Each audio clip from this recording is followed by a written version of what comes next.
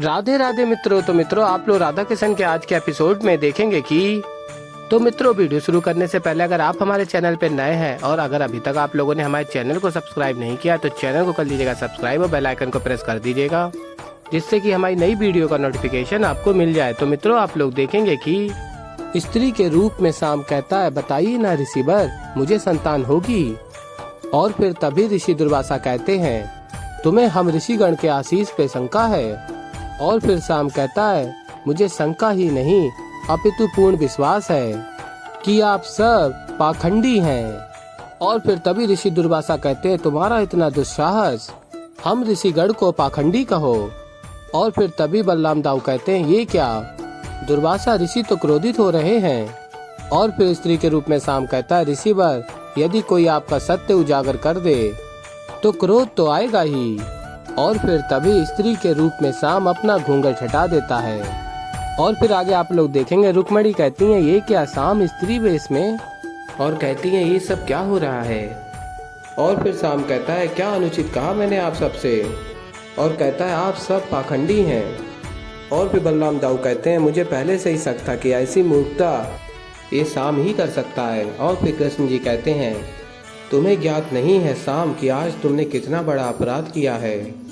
और फिर शाम कहता है, पिताश्री, ये सब जो महान ऋषि बन रहे हैं सभी को उनकी मनोकामना पूर्ण होने का वर दे रहे हैं। उन्होंने मुझे ये आशीष दिया कि मैं भी एक संतान को जन्म दूंगा। और कहता है, जो भविष्य देख सकते हैं, जो भविष्य को जानते हैं, क्या वो ये नहीं जान पाए कि मैं एक स्त्री हूँ या पुरुष?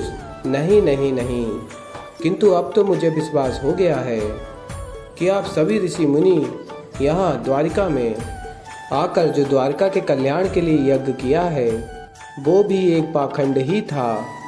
किंतु अब यहाँ आपकी कोई भी दाल नहीं गलने वाली। इसलिए मैं आप सबसे कह रहा हूँ कि आप सब अभी के अभी द्वारिका को छोड़ के यहाँ से चले जाइए। और फिर तभी राधा कहती हैं, क्या कह रहे हो शाम? अभी के अभी अपने शब्द पुनः वापस लौटा लो। अभी इसी क्षण ऋषिगणों से क्षमा मांगो। और फिर तभी बलराम दाऊ कहते हैं, ये क्या क्षमा मांगेगा राधा? इसने तो कभी क्षमा मांगना सीखा ही नहीं है, ना ही इसे कोई गिलानी है। किंतु महान ऋषियों का अपमान इस सभा में तो सहन नहीं किया जाएगा। और फिर बलराम दाऊ कहते हैं, मैं तुम्हें आदेश देता हूँ शाम, अभी इसी क्षण तुम द्वारिका से चले जाओ। तुम्हें द्वारिका से निष्कासित किया जाता है। और कहते हैं, इसी क्षण तुम द्वारिका से नहीं गए शाम तो मैं तुम्हें जीवित नहीं रहने दूंगा। और फिर शाम कहता है, मैं यहाँ द्वारिका वासियों को इन पाखंडी ऋषियों की वास्तविकता दिखाने का प्रयास कर रहा हूँ और आप मुझे ही दंडित कर रहे हैं तात्सरी। और तभी बलराम दाऊ कहते हैं, अधर्मी शाम। और फिर तभी ऋषि दुर्वासा कहते हैं, शाम, तेरा ये दुस्साहस कि तू हमें पाखंडी कह रहा है? तुझे क्या लगता है जो हम कह रहे हैं वो असत्य है? सत्य नहीं होगा। और फिर तभी शाम कहता है, क्या क्या कहा आपने? मुझे संतान होगी?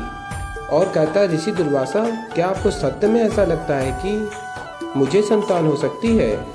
और फिर ऋषि दुर्वासा कहते हैं, लगता नहीं, अब अवश्य होगा। संतान को तू जन्म देगा।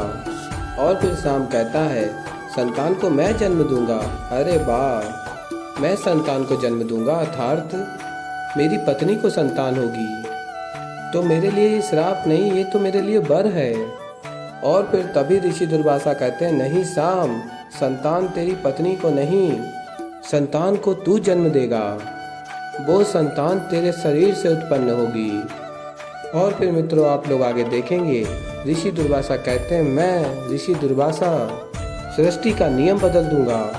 अब तेरी प्रवृत्ति स्त्रियों की तरह हो जाएगी।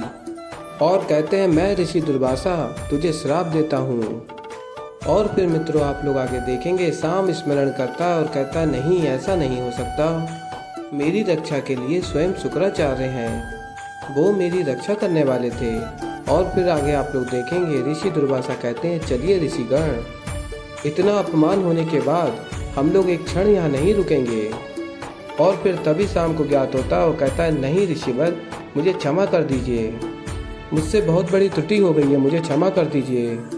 और फिर तभी राधा कहती हैं, रुक जाइए ऋषिवर। और कहती हैं, इस तरह कृष्ण की कर्म भूमि से रुष्ट होकर मत जाइए। और कहती हैं शाम को श्रापित मत कीजिए, शाम कृष्ण का पुत्र है। और तभी बलराम दाऊ कहते हैं पुत्र नहीं, राधा को पुत्र है। और कहते हैं मैं तो कहता हूँ ये क्षमा के योग्य है ही नहीं, अधिक से अधिक कठोर दंड मिलना चाहिए। और फिर ऋषि दुर्वासा राधा से कहते हैं मैं तो यहाँ द्वारिका के कल्याण के लिए आया था राधा, किंतु युदुकुल के इस कुपुत्र ने हम ऋषिगण का ऐसा अपमान किया है कि हम ऋषिगण का एक क्षण भी यहाँ रुकना उचित नहीं। और कहते मैं इसे क्षमा नहीं कर सकता, इस कुपुत्र ने सब कुछ नष्ट कर दिया।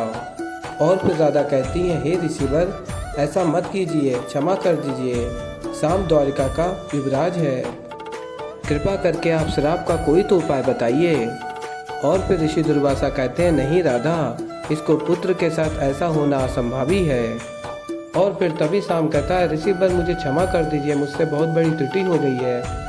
और फिर मित्रों आप लोग आगे देखेंगे कि ऋषि दुर्वासा और सभी ऋषिगण वहाँ से चले जाते हैं। और फिर तभी शाम अत्यंत पीड़ा में होता है और कहता है शुक्राचार्य आपने मुझे वचन दिया था कि आप मेरी मदद करेंगे, कहाँ हैं आप शुक्राचार्य। और फिर मित्रों आप लोग आगे देखेंगे राधा कृष्ण जी से कहती हैं कृष्ण कहाँ जा रहे हो, वहाँ शाम को हमारी आवश्यकता है। और कहती हैं कितना भयानक श्राप मिला है उसे, चलो उसकी सहायता करते हैं। और फिर कृष्ण जी कहते हैं ये श्राप केवल शाम को नहीं मिला, हर एक यदुवंशी को मिला है, द्वारिका को मिला है, कृष्ण को मिला है, राधा को भी मिला है। और फिर तभी राधा कहती हैं किंतु ये कैसे संभव है कृष्ण। और फिर कृष्ण जी बताते हैं वृक्ष की एक सड़ी हुई शाखा पूरे वृक्ष को सड़ा देती है, शाम तो मनुष्य है, युवराज है द्वारिका का, हम सब से जुड़ा है, ये हम सबको हमारे अंत की ओर अवश्य ले जाएगा। और फिर तभी राधा कहती है नहीं कृष्ण मैं ऐसा कुछ होने ही नहीं दूंगी, जब तक राधा है तब तक द्वारिका को कुछ नहीं हो सकता, कृष्ण को कुछ नहीं हो सकता। और तभी कृष्ण जी कहते हैं यही तो राधा है, यही राधा का प्रेम है कि अंत में भी हार नहीं मानती। और कहते हैं उचित है राधा तुम बस अपना कर्म करो और जो तुम्हें उचित लगता है तुम वही करो, द्वारिका को बचाने का कार्य, यदुवंश को बचाने का कार्य, कृष्ण को बचाने का कार्य, शाम की सहायता करने का, तुम बस निश्चिंत होकर जो उचित लगता है वही करो राधे। और फिर राधा कहती हैं कृष्ण क्या ये सब मुझे अकेले ही करना होगा। और फिर कृष्ण जी कहते हैं नहीं ये कर्म तो मैं भी करूँगा, बस अंतर इतना है इस बार तुम और मैं इस कर्म में साथ नहीं होंगे, तुम्हारा कर्म कुछ और होगा, मेरा कुछ और। तो मित्रों ऐसे ही आगे और भी बहुत कुछ देखने को मिलेगा आप लोगों को। तो अभी के लिए इस वीडियो में इतना ही। वीडियो पसंद आई हो वीडियो को लाइक करें, चैनल पर नए हैं तो चैनल को सब्सक्राइब करें। मैं मिलता हूँ आप लोगों को जल्दी एक नई वीडियो के साथ, तब तक के लिए राधे राधे।